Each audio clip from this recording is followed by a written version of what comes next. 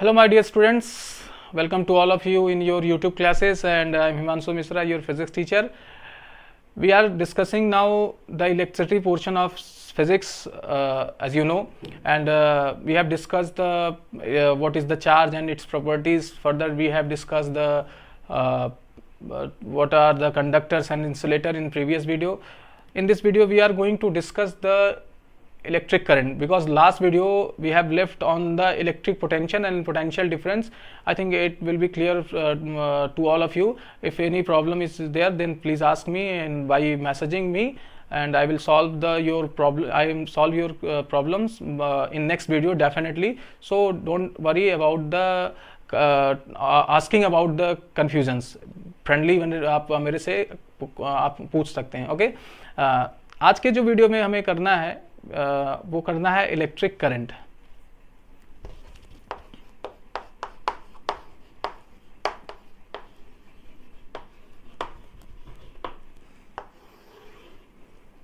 Okay students, आपने अभी जब लास्ट वीडियो में देखा तो हमने इलेक्ट्रिक पोटेंशियल और इलेक्ट्रिक कंडक्टर और इंसुलेटर की बात की थी. तो कंडक्टर में ये बात किया था कि फ्री इलेक्ट्रॉन्स होते हैं जो मूव करते हैं तो इलेक्ट्रिसिटी फ्लो करती है. तो जब भी चार्जेस मूव करती हैं किसी कंडक्टर में या किसी मटेरियल में, तो वो क्या करती हैं, एक एनर्जी फ्लो कराती है, एक फिजिकल क्वांटिटी वहाँ पर फ्लो होती है, और वो फिजिकल क्वांटिटी होती है इलेक्ट्रिक करंट. तो इलेक्ट्रिक करंट क्या हुई कि हमारी फ्लो ऑफ चार्ज, अगर चार्जेस फ्लो होंगी तो कितने टाइम में कितना चार्ज फ्लो होगा, ये बताएगा कि how much electric current is flowing. First of all, if someone is asking about the electric current, then you will say that the time rate of flow of charge is electric current. But we are students and you are students and you have to know very precisely. Accurate definition is necessary. Okay, तो हमें accurate definition को भी ध्यान में देना है कि हाँ ये इलेक्ट्रिक करंट को हम कैसे डिफाइन करेंगे. तो चलिए करते हैं इलेक्ट्रिक करंट का डेफिनेशन. क्या डेफिनेशन है बेटे? The amount of charge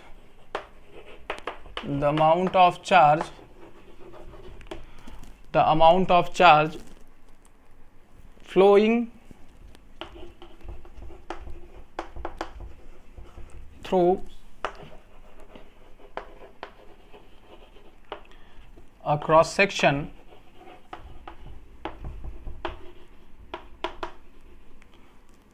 flowing through a cross section of a conductor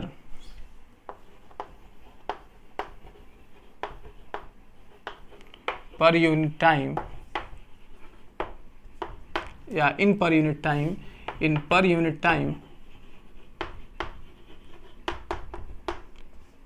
is called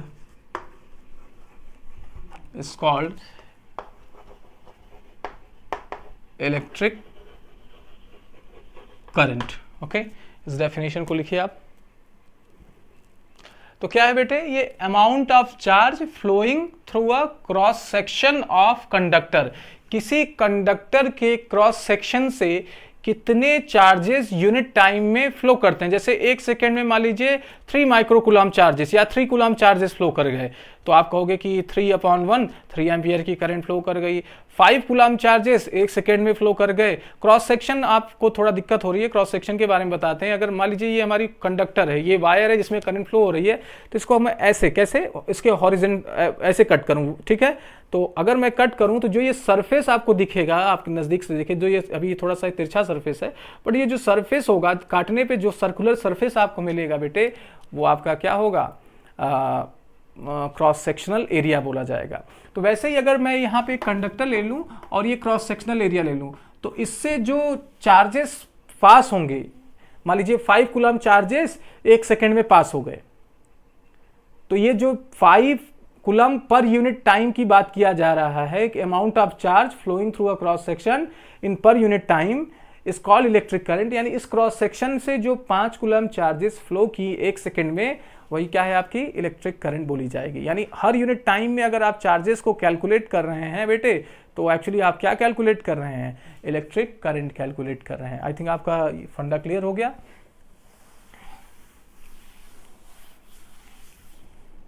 ठीक है, तो इफ नीचे लिखिएगा, if Q charge is flowing in time t, then current I is equal to क्या हो जाएगा, Q बाई टी।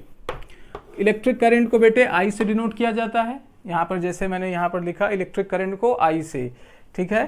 तो electric current या शॉर्ट फॉर्म में कुछ लोग करंट भी बोलते हैं, इलेक्ट्रिक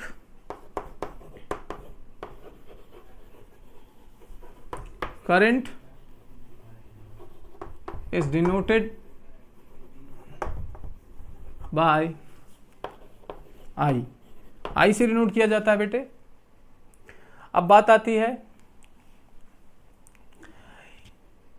इसकी यूनिट की, बात करते हैं।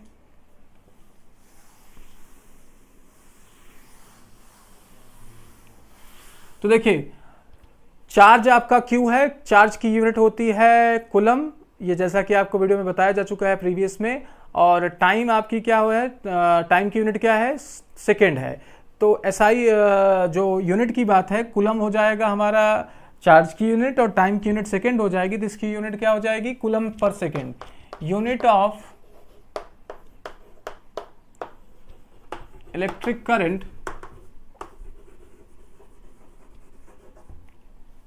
is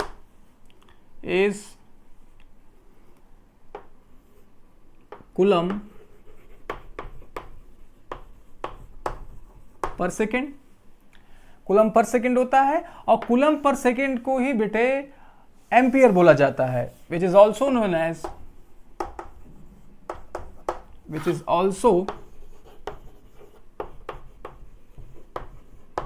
as ampere.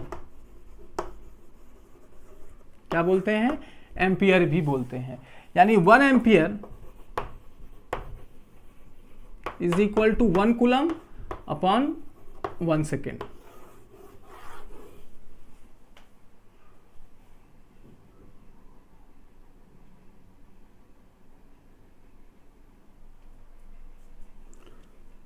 तो अगर 1 सेकेंड में किसी कंडक्टर के क्रॉस सेक्शन से 1 कूलम चार्ज फ्लो हो रहा हो बेटे, तब हम करंट की वैल्यू बोलेंगे कितना फ्लो हो रहा है, 1 एम्पियर। जैसे मैंने लास्ट वीडियो में भी बताया था कि वोल्ट के समय आप केजी मीटर पर सेकेंड स्क्वायर को न्यूटन बोल देते थे क्लास 9 स्टैंडर्ड में।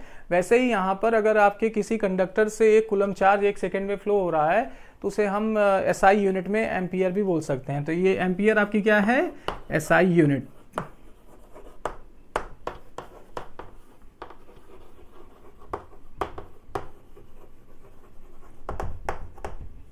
तो आपसे एग्जाम में अगर पूछते हैं कि what is the SI unit of electric current, then you will say that it is ampere.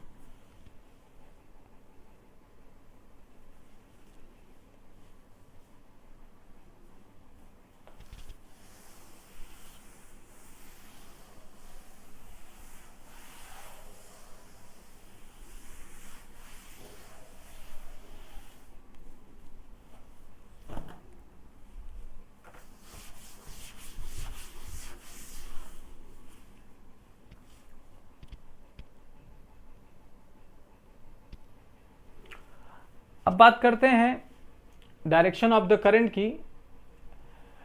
Direction of the current क्या होने वाला है बेटे, आप जानते हो कि चार्जेस 2 तरीके के होते हैं, positive and negative charge. And positive charge is on protons, और प्रोटॉन्स कहाँ होते हैं बेटे, न्यूक्लियस में होते हैं। और इलेक्ट्रॉन पे नेगेटिव चार्ज होता है, ये न्यूक्लियस के अराउंड रिवॉल्व करते हैं। ये आपको केमिस्ट्री से क्लियर हो चुका होगा अगर आपने एटम्स थोड़ा बहुत पढ़ा तो। ओके, तो अगर आप बात करें प्रोटॉन की, तो प्रोटॉन न्यूक्लियस में होता है। दैट मीन्स कंडक्टर्स में जो पॉजिटिव चार्ज होते हैं बेटे, वो कहाँ पे होते हैं, न्यूक्लियस में होते हैं, है ना। तो इसको यहाँ से निकालना मुश्किल होता है, इसको यहाँ से निकालना मुश्किल होता है। तो ये फ्लो नहीं करता, या ऑलमोस्ट कंडक्टर में ये फ्लो नहीं करता। तो फ्लो कौन करता है, फ्लो आपके इलेक्ट्रॉन्स करते हैं, फ्लो आपके जनरली इलेक्ट्रॉन्स करते हैं कंडक्टर्स में।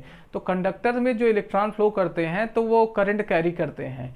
लेकिन बेटे करंट यहाँ इलेक्ट्रॉन के अपोजिट डायरेक्शन में चलता है। माना जाता है कि अगर आप देखें भी कहीं, मान लीजिए आपका प्रोटॉन दिखेगा, हालांकि दिखेगा नहीं, मतलब एक्सपीरियंस किया जाता है लैब में, तो अगर प्रोटॉन्स क्या करते हैं, फ्लो करते हैं, that means positive charge flow करते हैं, तो वो क्या करते हैं, करंट उधर अपनी तरफ कैरी करते हैं। यानी जिधर आपकी पॉजिटिव चार्ज आएगी उधर आपकी करंट कैरी होगी। तो करंट का डायरेक्शन जो होता है वो पॉजिटिव चार्ज के फ्लो के डायरेक्शन में माना जाता है। लेकिन इलेक्ट्रॉन ही जनरली फ्लो करता है, तो इलेक्ट्रॉन के अपोजिट डायरेक्शन में माना जा सकता है, क्योंकि प्रोटॉन और इलेक्ट्रॉन दोनों अपोजिट डायरेक्शन में फ्लो करेंगे बेटे। जैसे आप समझो कि भाई प्रोटॉन पॉजिटिव है, अगर वो इधर की तरफ जा रहा है, इसका मतलब उधर कोई उसको अट्रैक्ट कर रहा है, और अगर प्रोटॉन को कोई पॉजिटिव चार्ज को अट्रैक्ट कर रहा है, इसका मतलब वो नेगेटिव है। तो बेटे उस नेगेटिव की अगर मैं बात करूं, जैसे मैंने यहाँ पर एक मान लीजिए पॉजिटिव चार्जेस का बड़ा सा प्लेट रख दिया और यहाँ पे नेगेटिव चार्जेस का प्लेट रख दिया।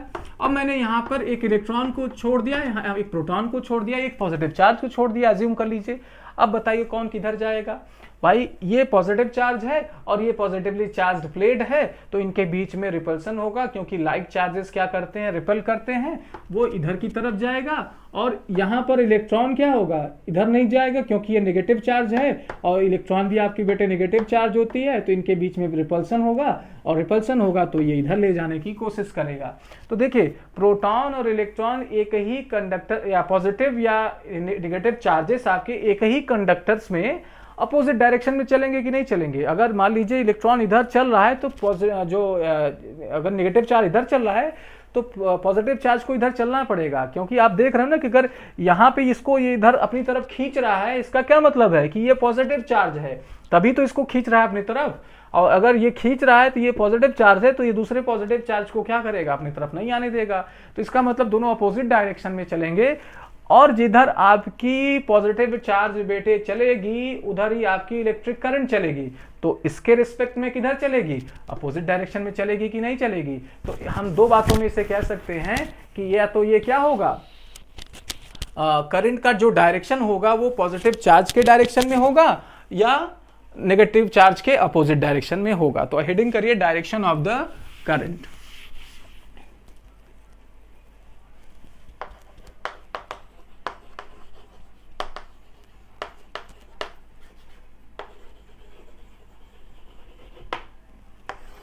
डायरेक्शन ऑफ इलेक्ट्रिक करंट या current, it is directed towards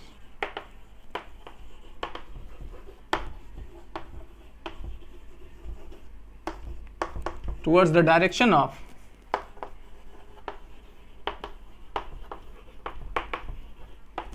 flow of positive charge,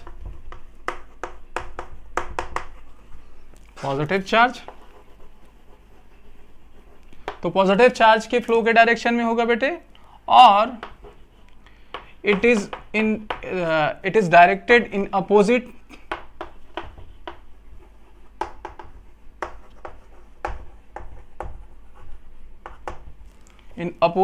direction to the flow of electrons, या आप नेगेटिव चार्ज भी कह सकते हैं, नेगेटिव चार्ज। दोनों में से आप कोई भी लैंग्वेज यूज कर सकते हो।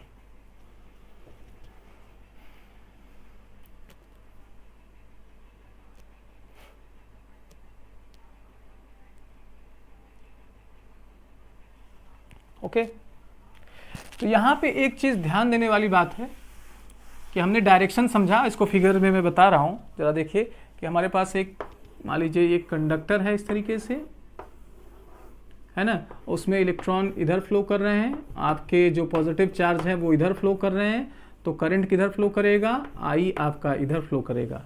ठीक है, इसको बना लीजिए ताकि आपको याद रहे कि अगर पॉजिटिव चार्ज आपका लेफ्ट डायरेक्शन में फ्लो करेगा तो अब ये सही इलेक्ट्रॉन इधर फ्लो करेगा। अभी एग्जांपल के तौर पे मैंने समझाया आपको। फिर अगर करंट से कंपेयर करें then you will see that the current will flow in the direction similar to the positive charge.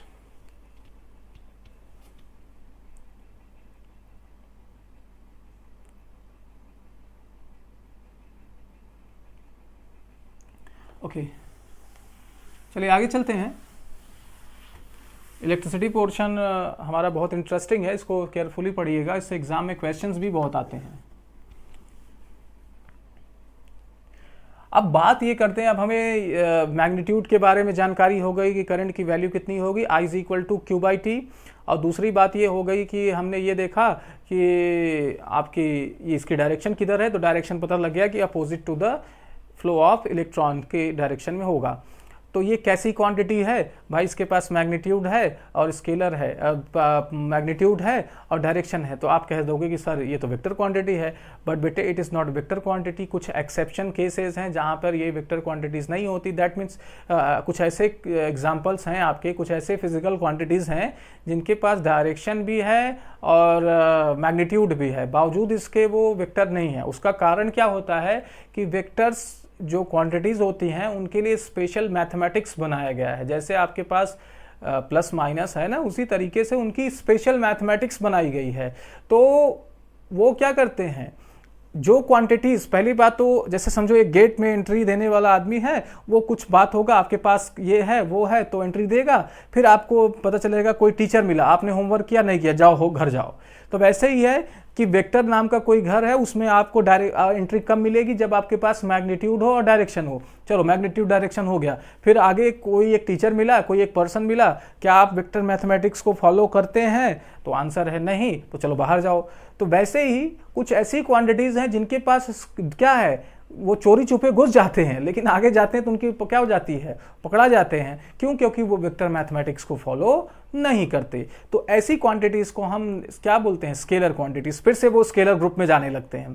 तो ऐसे आपका इलेक्ट्रिक करंट है और दूसरा आपका क्वांटिटी है प्रेशर। ये दोनों क्या है, डायरेक्शन भी है इनके पास, मैग्नीट्यूड भी है, लेकिन ये वेक्टर नहीं है, क्योंकि इनका जो ये वेक्टर मैथमेटिक्स को फॉलो नहीं करते, ये स्केलर मैथमेटिक्स को फॉलो करते हैं। दैट इज वाई ये क्या कंसीडर किए जाते हैं, स्केलर। तो यहां पे नोट करके लिखेंगे कि electric current,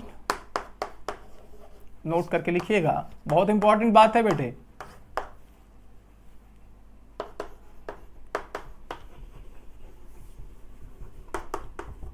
Electric current is scalar quantity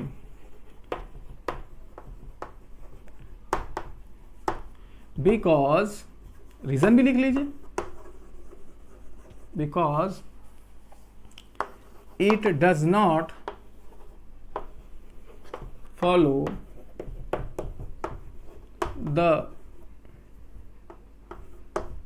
law of vector addition.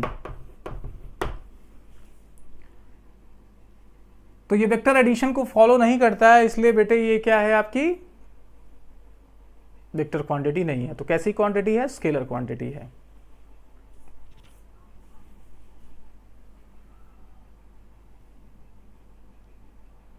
चलिए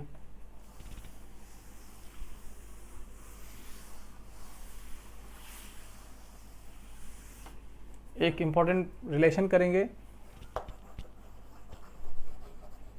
रिलेशन बिटवीन आई माने electric current, number of electrons and time. मान लीजिए let in a conductor current is flowing.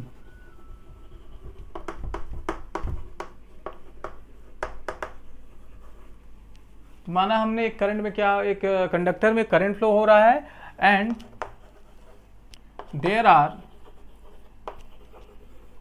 n electrons. कितने electrons बेटे, n electrons are flowing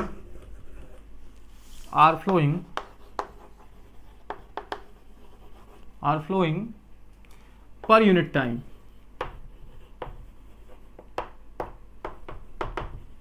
ये आपकी heading है, याद रखना, per unit time through a cross section.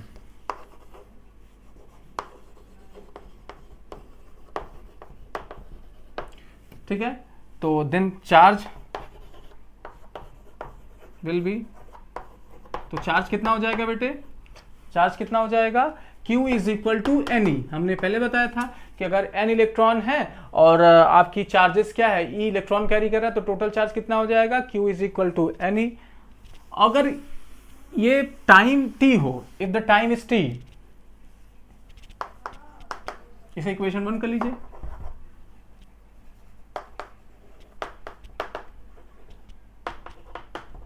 Then I is equal to Q by T, और Q की value हमारे पास कहाँ है, ये है N ई, ले आके इसमें रख दें।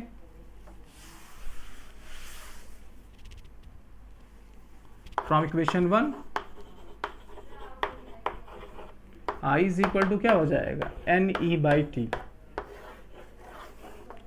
चलिए, इस रिलेशन से हम निकाल सकते हैं कि number of electrons flowing through a conductor when a current flow through it. जब किसी कंडक्टर से करंट फ्लो होगा तो हम इस फॉर्मूले से क्या कैलकुलेट कर सकते हैं, नंबर ऑफ इलेक्ट्रॉन्स कैलकुलेट कर सकते हैं। ओके स्टूडेंट्स, आज के लिए इतना ही, मिलते हैं नेक्स्ट वीडियो में। तब तक आप अपने नोट्स को कवर किए रहिए, कंप्लीट किए रहिए। अगर कोई प्रॉब्लम आती है तो मेरे से बात करते रहिए। Okay, thank you very much.